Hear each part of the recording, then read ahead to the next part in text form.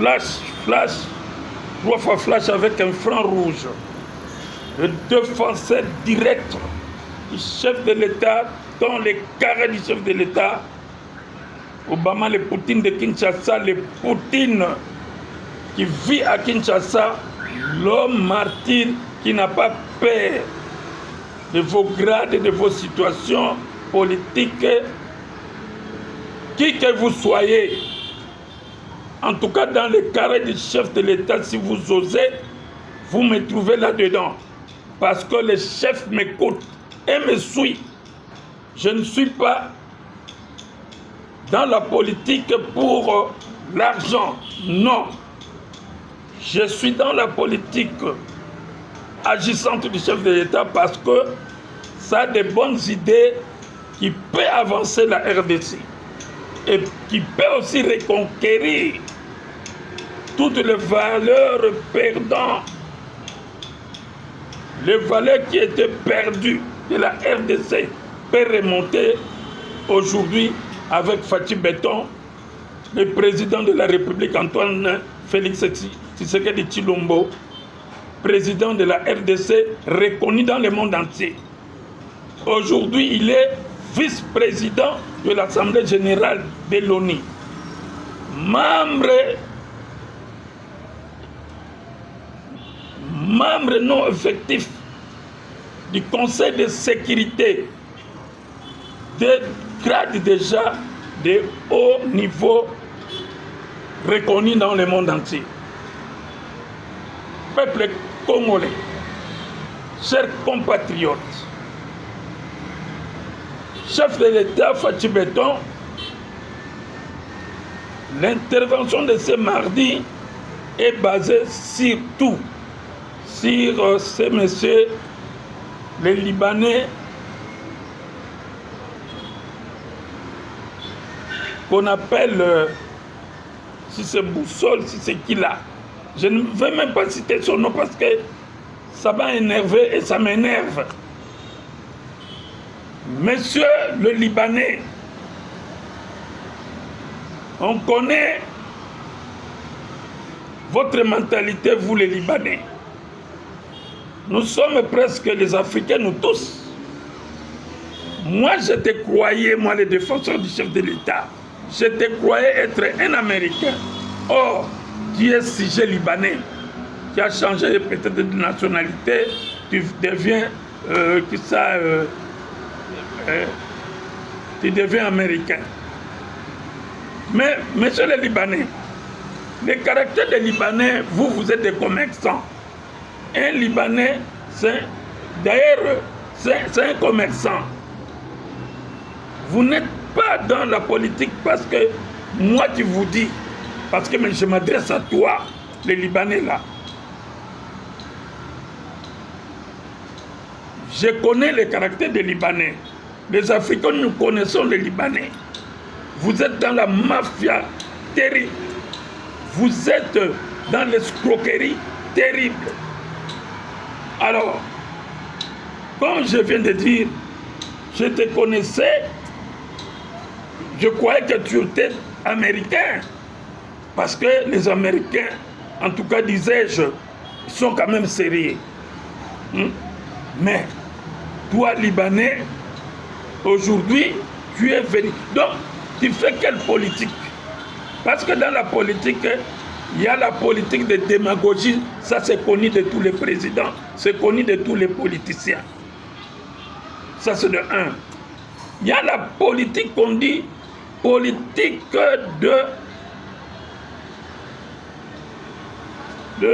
comment?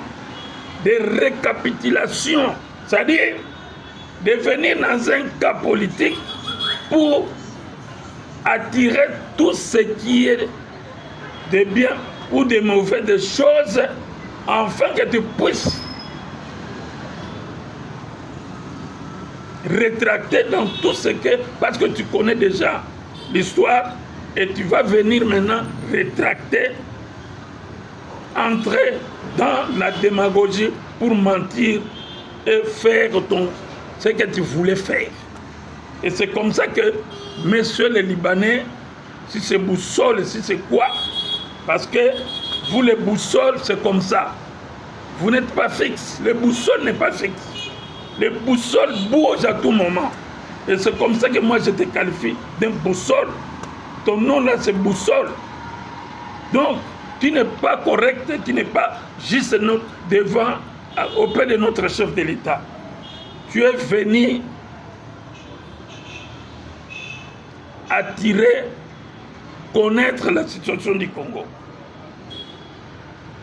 On t'a fait confiance par le chef de l'État. On t'a tout donné, tout dit. De ce qui concerne les massacres, tu as tout vu. Tu étais vraiment l'enfant chéri du chef de l'État parce que tu as tout vu. Mais or, tu avais une autre position par rapport à tout ce que tu as vu. Aujourd'hui, tu te fais voir devant la face du monde que tu n'es pas de nôtres.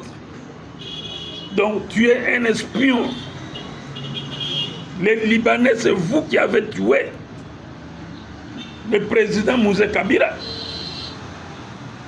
Donc, je ne sais pas comment, de quelle mouche t'as piqué de venir ici au Congo et de nous voler toute notre histoire et de changer les camps directement maintenant. Tu deviens M23 pendant que tu étais déjà de l'autre côté de Kagame, tu étais de l'autre côté de Nanga, de Katumbi, tout ça. De Kabila, de Kanambe, le faux fils de José, de Mouzé. Messieurs, en tout cas, faites attention. Je parle en français parce que toi aussi tu connais le français. Tu connais parler français, alors je vais te tacler maintenant, messieurs. Messieurs, toi, après avoir tout vu du Congo, les massacres, tu as vu tout presque. Tu reviens pour nous dire aujourd'hui que il n'y a pas eu massacre, il n'y a pas eu génocide au Congo ici. Mais qu'est-ce que tu crois? Tu crois que Trump, le président de la République des États-Unis, par des vidéos, par ce qu'il a... Donc il ne connaît pas la situation de la RDC. Et c'est toi l'informateur qui va l'informer de la situation qui se passe en RDC. Parce que tu es l'envoyé. Mais ici chez nous on dit que moi je m'tinda. Hein? Toi tu n'as pas le droit. Tu n'as pas cette autorité-là de suspendre ou de dire que non, voilà, il n'y a pas eu de génocide.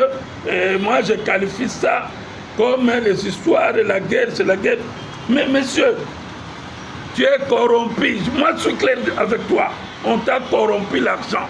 Je sais que Kabila t'a donné l'argent, Moïse Katumbi, les Kagame t'ont donné l'argent pour que tu puisses changer de camp.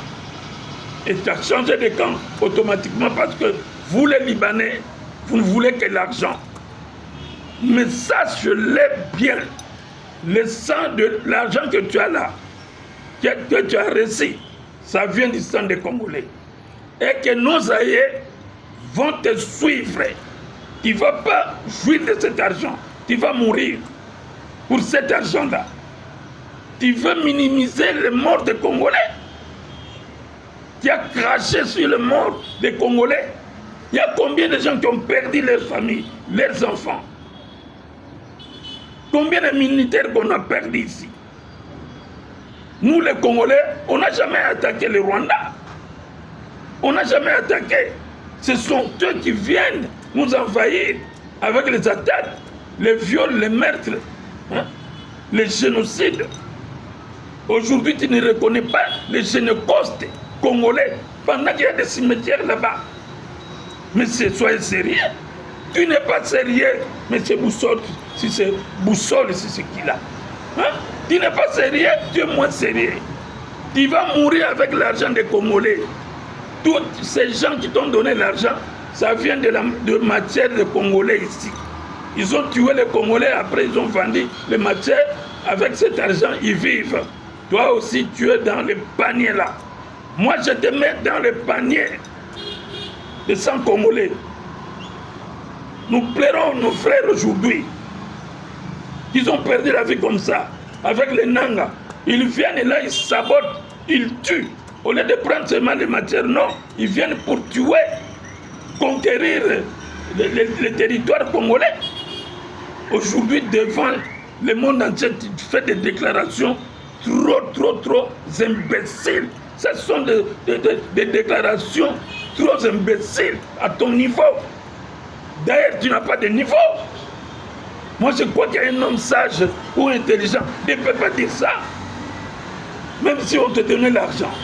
Et Trump n'est pas au courant, mais c'est Trump le président des États-Unis d'Amérique. Moi, je m'adresse à vous.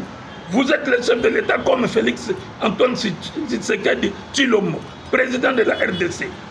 Nous ne sommes pas venus aux États-Unis pour quémander, parce que nous n'avons pas une communication qui nous donne la force de parler.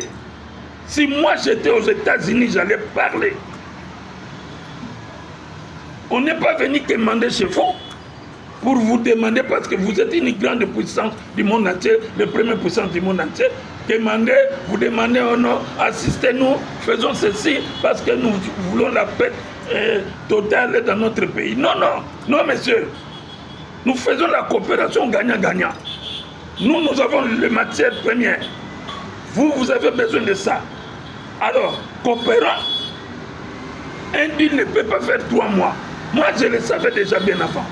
J'ai dit, ce deal ici risque de péter. Parce que, en voyant le deal, cette évolution-là, ça traînait beaucoup. Non, il y a un problème. Il y a un problème, je le disais.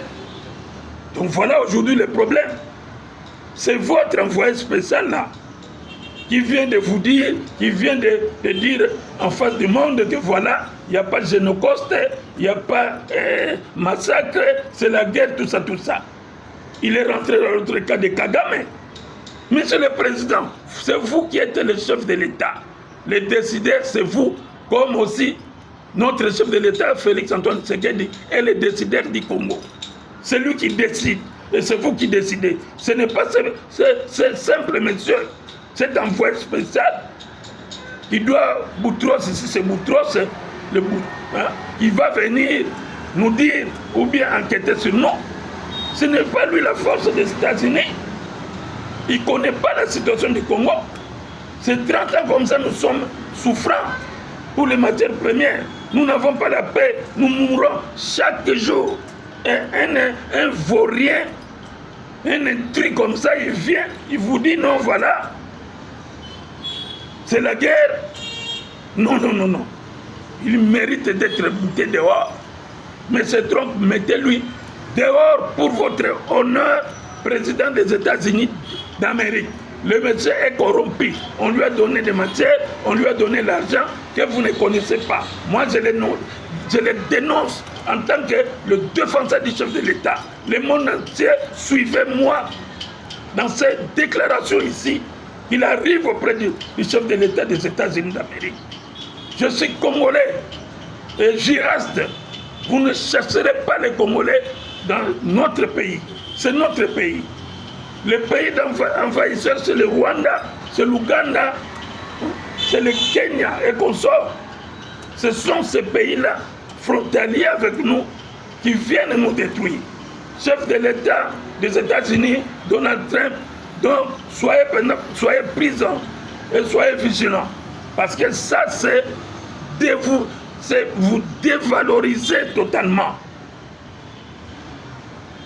Un monsieur qui vient du Liban, il vient, il s'impose et il dit n'importe quoi. Non, prenez une mesure pour ces messieurs. Foutez-lui dehors auprès de vous. Il ne mérite même pas d'être un envoyé spécial. Un envoyé spécial ne peut pas être corrompu. Il doit être au milieu du village comme l'église. Il doit trancher comme il le faisait avant. Mais avant, pourquoi il ne le faisait même pas? Il ne disait pas ces bêtises. Mais en dernière minute, quand il voit maintenant l'accord va être signé, lui se déclare, se dit voilà. Il y a des trucs. Mais c'est quoi finalement? C'est comme je viens de dire. Nous ne sommes pas venus demander chez vous, chef de l'État des États-Unis, Donald Trump. C'est Dieu qui vous a donné cette mission-là d'assister, d'être aux côtés de la RDC parce qu'ils ont beaucoup souffert pendant les 30 ans. Vous, comme vous dites, vous êtes la première force du monde. Assistez-nous et nous faisons le deal. Ce n'est pas pour que nous puissions, comment dirais-je, notre chef de l'État vient dévaloriser nos matières auprès de vous. Non, non. C'est un contrat, c'est un deal qu'on doit signer gagnant-gagnant. Nous gagnons l'argent, vous gagnez les matières, c'est tout. Et vous nous sécurisez. Mais en vous demandant la sécurisation là, ça cause problème avec votre envoyé spécial qui est en train d'appuyer que le peuple congolais continue à mourir. Il a quel intérêt? Ça lui dit quoi et ça lui fait quoi par rapport au président sanguinaire qui est Paul Kagame et Kabila, de Moïse Katumbi qu'on sort. Cet argent qu'ils possèdent, c'est l'argent des peuples congolais. On les connaissait. Vous savez l'histoire. Ils étaient comment? Ils sont venus comment? Avec des bottes ici. Ils n'avaient rien du tout. Mais aujourd'hui, après avoir tué les Congolais, volé des matières, violé, et puis aujourd'hui, ils se disent, on est des milliardaires. Milliardaires en quoi? Par rapport à quoi? Avec quel argent? Voilà, M. Donald Trump, c'est ça mon intervention auprès de vous. En tout cas, je voudrais entendre que ce monsieur est mis dehors, hors d'état de nuit. Ce n'est pas un politicien. Moi qui vous dis, je suis politiste.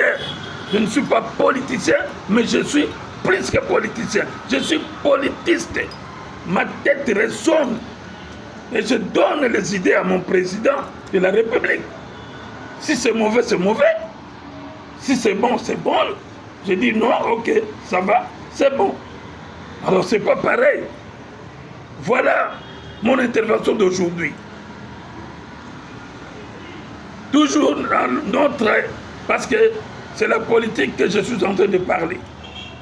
Mais c'est le pêcheur de la cassation, Firmin Fondé, le patron de la justice congolaise. Patron de la justice congolaise, Firmin Fondé. Mon dossier se trouve chez vous, le patron de la justice. Kassongo et Puisse Mabilou sont des fausseurs, des usagers de faux usages, de faux en écriture. Jusqu'au moment où je vous parle, ma maison est saccagée par son fils Sylvain, qui est en train de voler le splitter, le moteur de la piscine et d'autres histoires. Il a cassé. C'est ça le constat que moi je fais là-bas. Parce que moi je n'ai pas peur de lui. Je suis descendu là-bas, j'ai vu comment il casse les histoires là-bas. Mais monsieur de la justice, le patron de la justice, à quel moment vous allez m'installer avec tous ces documents?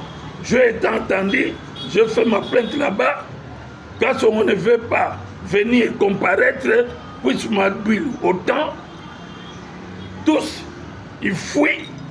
Alors, où allons-nous? Je vais rester dans quelle situation? J'attends de vous ma réinstallation. J'attends de vous l'arrestation de Sylvain Kassongo, le général Kassongo. Il doit être arrêté pour Ismabil avec des faux documents. Mais jusqu'à quand, monsieur le procureur? Je suis dehors. Jusqu'à quand?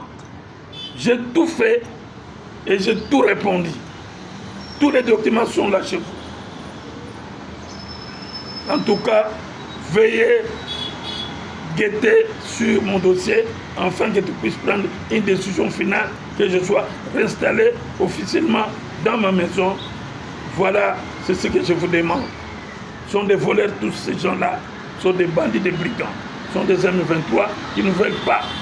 Ça va servir d'exemple si aujourd'hui tu arrêtes un général Kassongo, voleur, spoliateur, tueur, tuer ma mère. Un usager de faux en écriture, qu'il soit arrêté comme les autres. Il est qui dans ce pays? Nul n'est au-dessus de la loi. Monsieur le procureur général de la République, les patrons de la justice congolaise, firmez Vondi. À vous de jouer. Que vive la RDC, que Dieu garde notre chef de l'État.